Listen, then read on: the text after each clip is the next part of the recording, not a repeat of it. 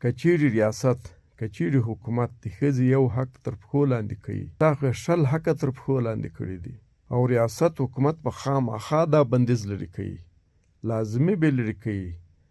الله حکم کړی دی او بیرته به ښځې و تعلیم ته پرېږدي چې هغه خپل تعلیم حاصل کړي. علم معنا پوهه، علم معنا شعور، علم معنا د ژوند تربیت، علم معنا راتلونکی. هیڅوک له چا څه دغه حق نسو اخیستلی.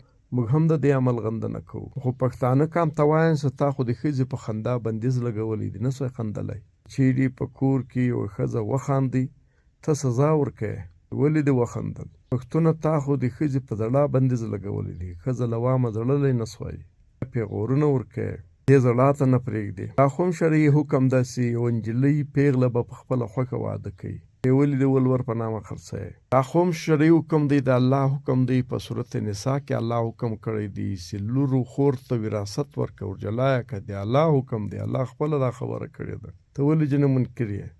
تا چیرې بیا د ښځو حقوق تسلیم کړ، د خور حق دې ورکو، د لور حق دې ورکو، او پښتونه ته خو د ښځې نوم نسو اخیستلی په مجلس کې، ته خو په نامه شرمېږې. ته چې کله خپل سیال ته پیغور کوې، ته دا ورته وایې زه خو ښځه نه یم، زه خو نر یم.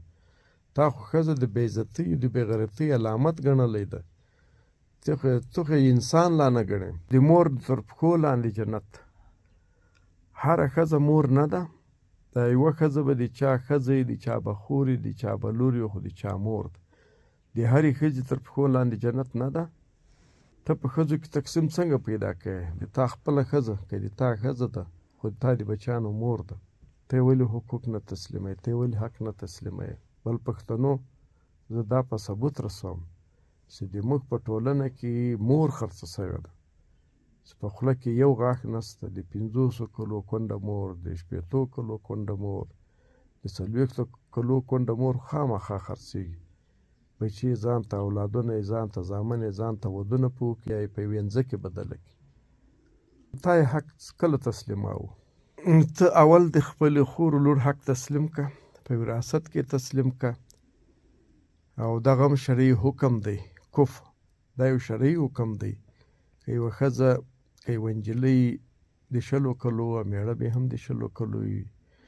که یوه نجلۍ ښایسته وه، مېړه به هم ښایسته وي. که یوه نجلۍ تعلیم یافته وه، مېړه به هم تعلیم یافته وي. جسماني خوبیان یې به مشترک وي. یعنی کفر دغه عمل ده. شریعت دا حکم ورکوي چې تاسې به دواړه موازنه کوئ، ټول ترازو، بیا به ودونه کوئ. دا هم شرعي حکم ده. تا دا منلی ده دا حکم؟ قدرمنو پښتنو، که تاسې نران یاست، اول له کوره د ښځې حق ورکوئ.